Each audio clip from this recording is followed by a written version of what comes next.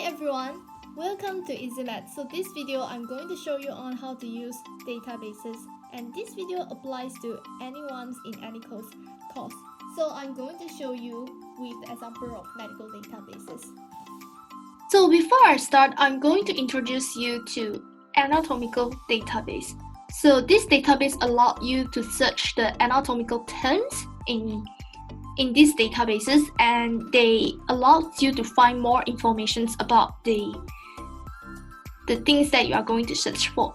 So the first one would be Radiopedia. So Radiopedia is really a good platform for you to look for the terms that you don't understand. For example, let's say I choose ansa cervicalis, and you can just use the search term bar there. So this is the first databases I recommend for your anatomy. So you can see that ansa cervicalis is appear here. Okay, and then you can read more about this article. And I do really like Radiopedia because they show a lot of imagings. And then they have a series of videos regarding the topic. So this is for anatomy. So this is for anatomy database. Okay, Radiopedia. So just go to the description box there. I will send the links of all databases. So to make your job easy, you must know how to you can bookmark the databases into your search bar. So this will make your life easier because you can just select from your search bar instead of typing the website. Once you bookmark the link, every time you want to search for anything, you can just simply click the icons from the search bar, and it will direct you to the databases. So I'm going to show you on how to bookmark, how to allow it to appear to your search bar here.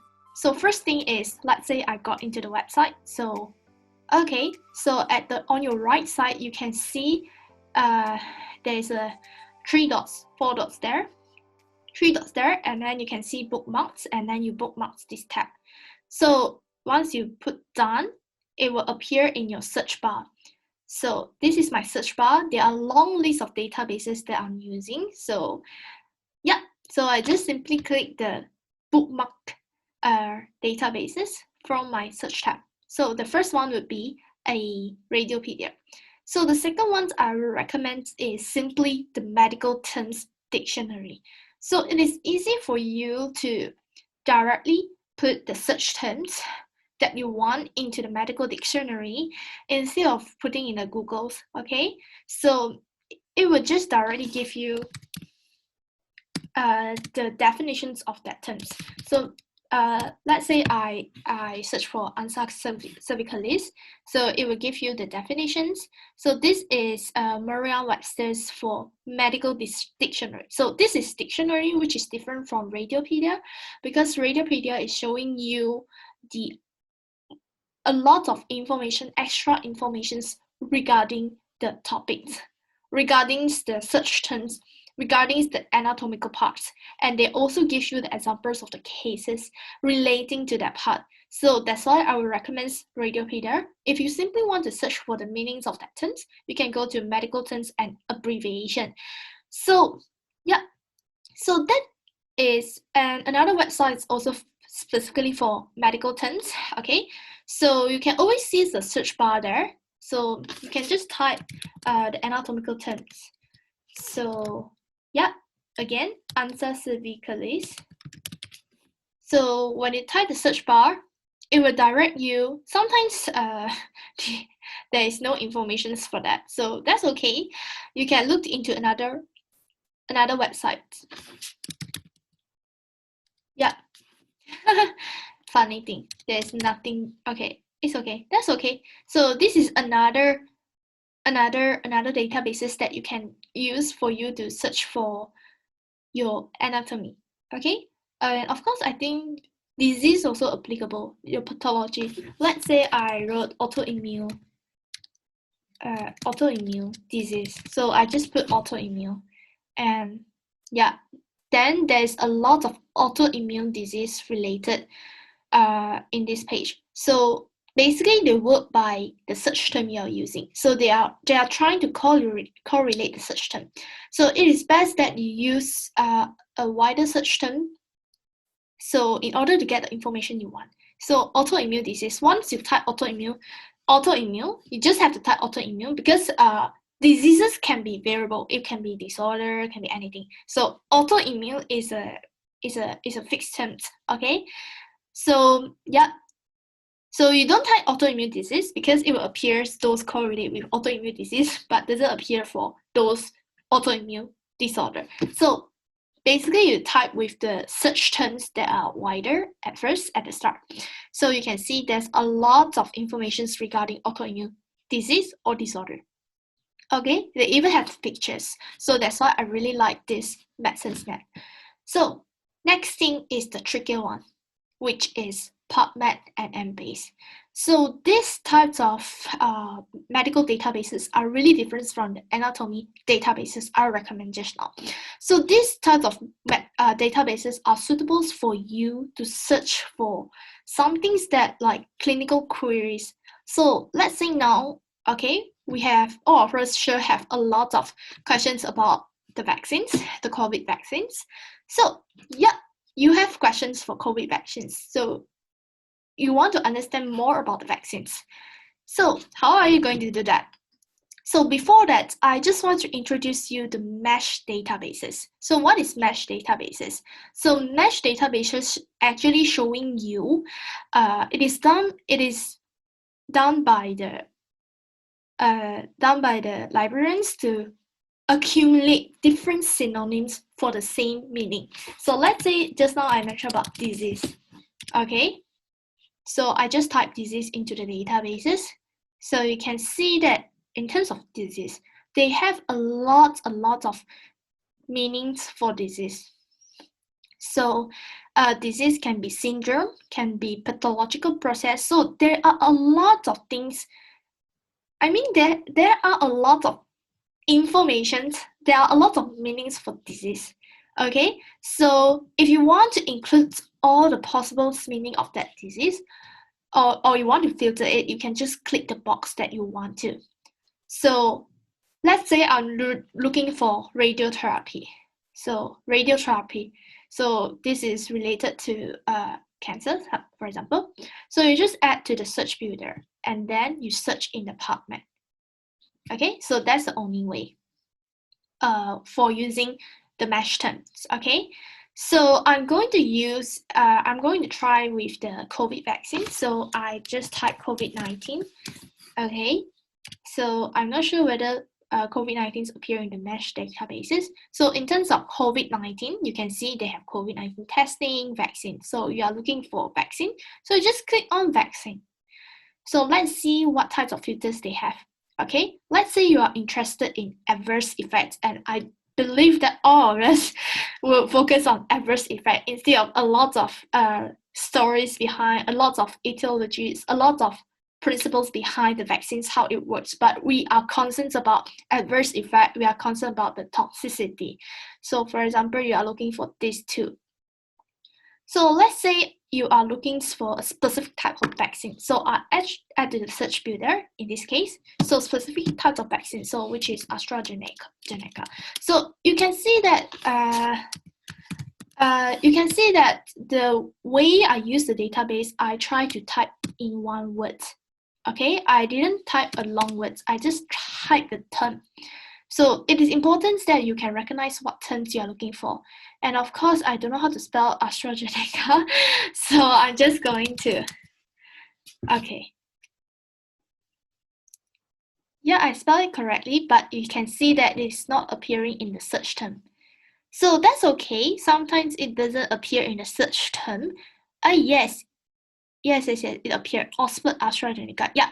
So the name is this thing, which is completely different for AstraZeneca. But once you see something like entry terms that correlates to the terms that you're looking for, which is Oxford AstraZeneca, yeah, you are looking for this. Then you add to the search builder and you search PubMed. So basically, you don't have to worry about COVID vaccines because all of them are really the nearest, the latest one, okay, 2020 to 2021. So you can see a lot of information about AstraZeneca. You can see, right, it's different when you use search term. When you use search terms, and when you use match term, you have lots of information, okay? So here you have 4 results. So let's compare to using advanced search term. You can also use advanced search term if you don't want to use mesh databases. Okay, so advanced search term is just the search terms they are looking for. So you are looking for COVID-19. So COVID-19. So you can see that here you have N and O. Okay, so basically if you do N, it is more specific. If you do OR, it is more widely. I mean, the information is a lot. Okay, let's say I do N. You can see you have COVID-19 and then you have AstraZeneca. So let's compare the information you get from the mesh terms and the advanced term. Can you see that you have a lot of information for this as well?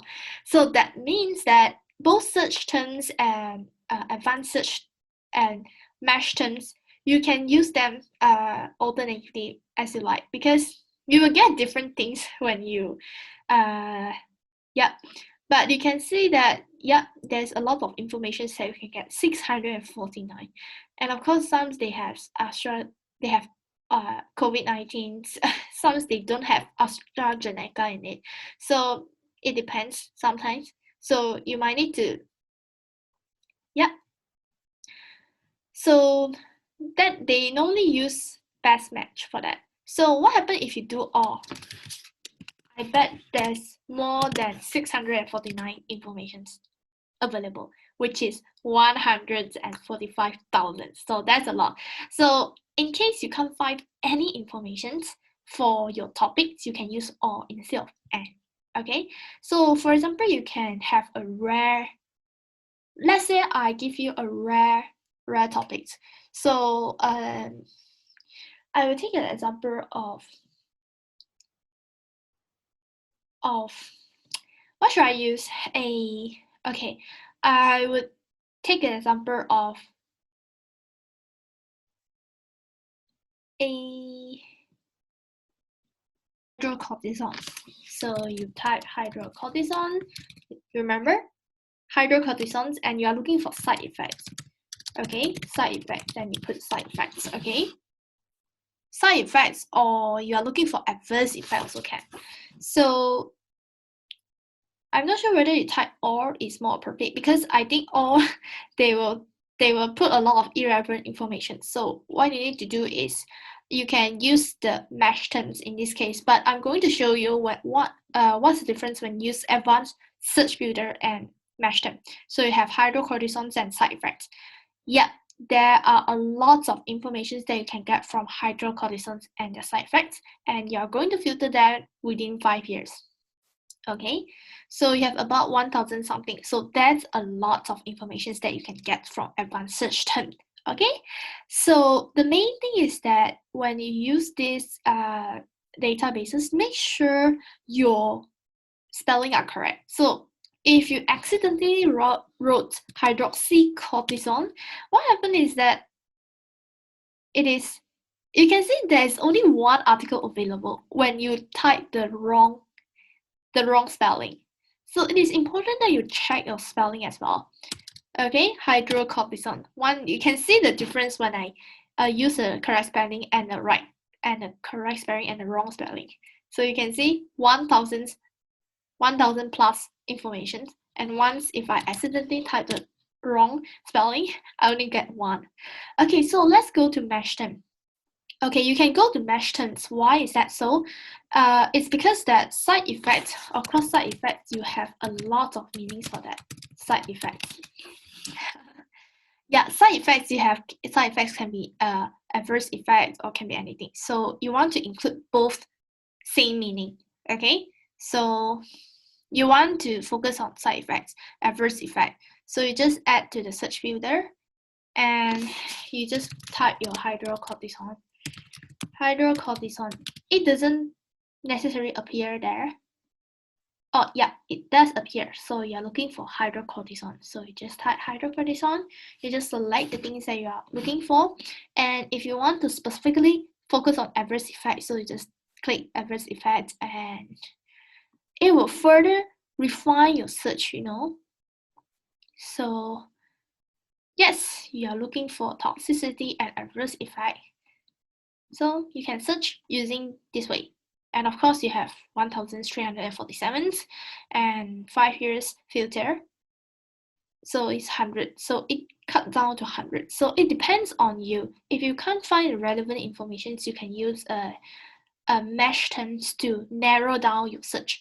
So mesh terms is useful in terms of narrow down search. And advanced term normally sometimes it does happen that advanced terms have more information or less information than mesh term. So just try and error for this. But remember that using a search terms is very important. Let's say you don't know, you can't find any information for hydrocortisone. Then you have to be more, your search should have to be more wider. So you know that hydrocortisone is a steroid. So instead of using hydrocortisones that you can't find any information in, so why not you just use steroid? Of course, when you use steroid, there are a lot more information when you use a wider term. So it is important that the way you choose the search term. Okay, so this is about choosing the right term. Okay, and the term is only 1 word or 2 words. And what's the difference when you use Embase? So Embase is also a nice way of doing that. Okay, so you are looking for a quick search. For example, you are looking for hydrocortisone. Okay, you can just select from here. Okay, select the recommended term. Okay, and then you are looking for another term. So this is not going to be journal name. So you have to go for quick search. So which is side effects. So it can be side effect assessment or side effects. Side effect assessment and side effects are definitely different things. Okay, so there are 16,331. Wow, that's a lot really. And of course, you have to go to the publication years, go to the latest one, which is till 2016. And the best part of using this Embase is they show you the disease, your disease of interest. You are looking for side effects or you are looking for nausea or anything. They show you the disease, and of course, they can show you other types of related drug. Okay, so you can further apply the filters in Embase. So that's why this is why I really like Embase and PubMed, both of them. They are really a good way of searching your informations.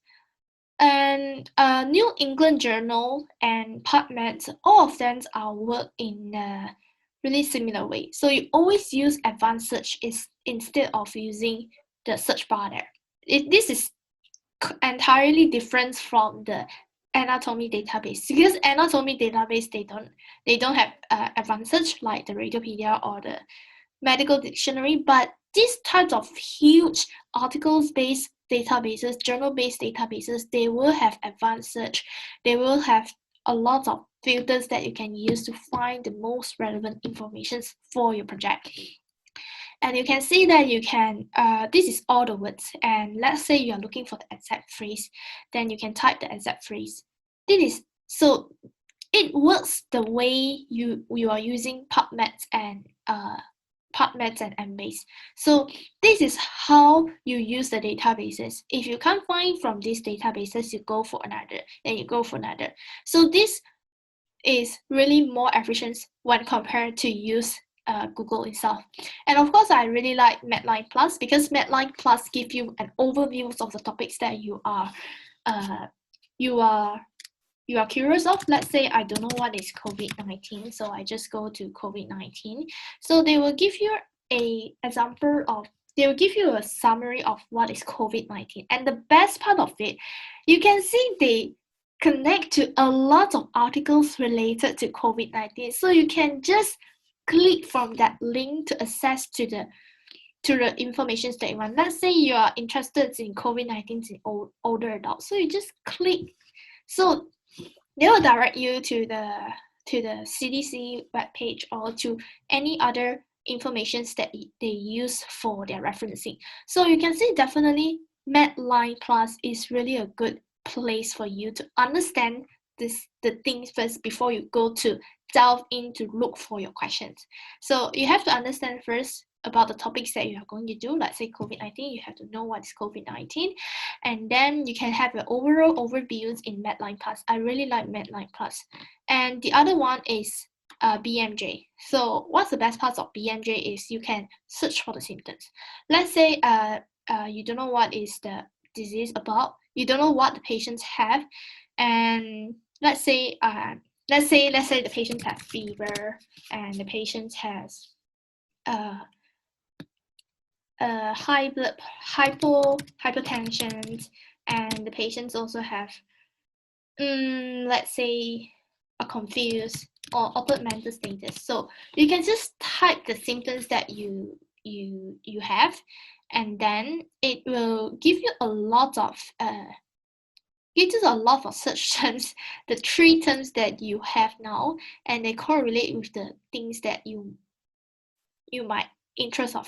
So, and definitely you know that this is something related to somehow if you can't find the disease that you think of, maybe you should add on some symptoms that you think that you saw in the case itself. So anyway, it depends on you. So you can type any symptoms in it, or you can even type a term for it. So COVID-19, let's say. So anyway, so there are a lot of COVID-19's informations here, and the best part of this is they show you the summary of it, the epidemiology, the etiology, the case history, and they show you how to manage it and how to follow up it. And also they show you the resources.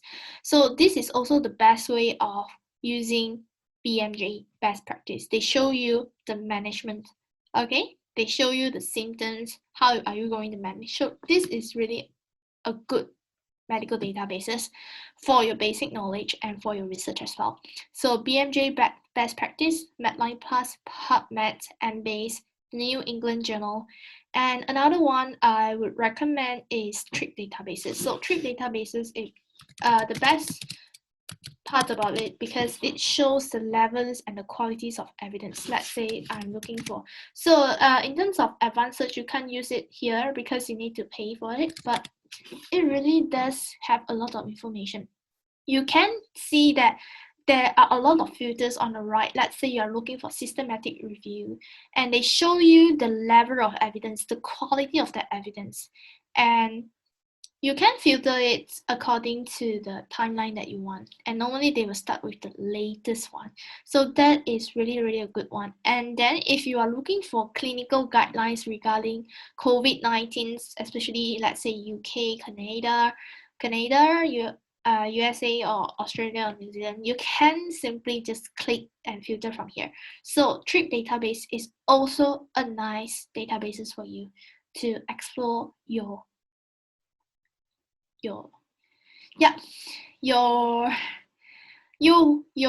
research questions. So that's all from me, and I hope that these databases will help you. And of course, it depends on how you use the databases. The search term. Remember, we are looking for search term. That means the term. Only like 1 word, 2 words, not a sentence. So it's quite easy to use when you know your search term. And the last databases I would recommend is the Medscape for medical students, of course.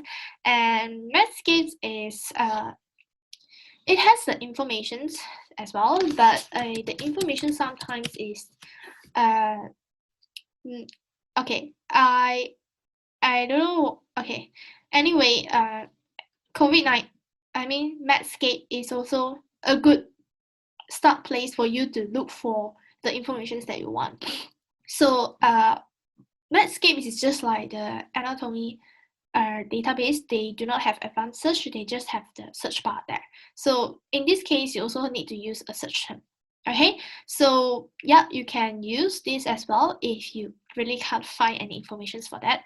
So you can find any information using tons of databases as you like. If you can't find from PubMed, you can't find from BMJ best practice, you can go for a lot of databases that you can think of. So the best way to stick with is stick with the databases that you feel comfortable with, stick with the databases that you feel like you can have more information about the things that you want. And of course, PubMed, the best part is they have clinical queries. So clinical queries is something like you are looking for COVID-19 vaccine somehow, and then you can go to, they have different categories for the article. So you can filter it. Let's say you are looking for, of course, this is not treatment, this is something like preventions because it's COVID-19 vaccine. So yeah, they have a lot of things regarding the clinical queries. And yeah, if you can't find any information from the PubMed, you can go to the clinical queries. Yeah, so yeah, that's all from me, and I really hope that using the right search terms from the long sentence that you're looking for, let's say, yeah, using the right search term is the most important thing. So, and you can also go to the user guide for PubMed, and it will have a lot of information to teach you on how to explore PubMed in a best way, in a more effective way. So anyway, I will put the list in the list of databases that you can use in the description box below, and I hope you enjoy it, and please subscribe and like the video if you like it. Thank you so much.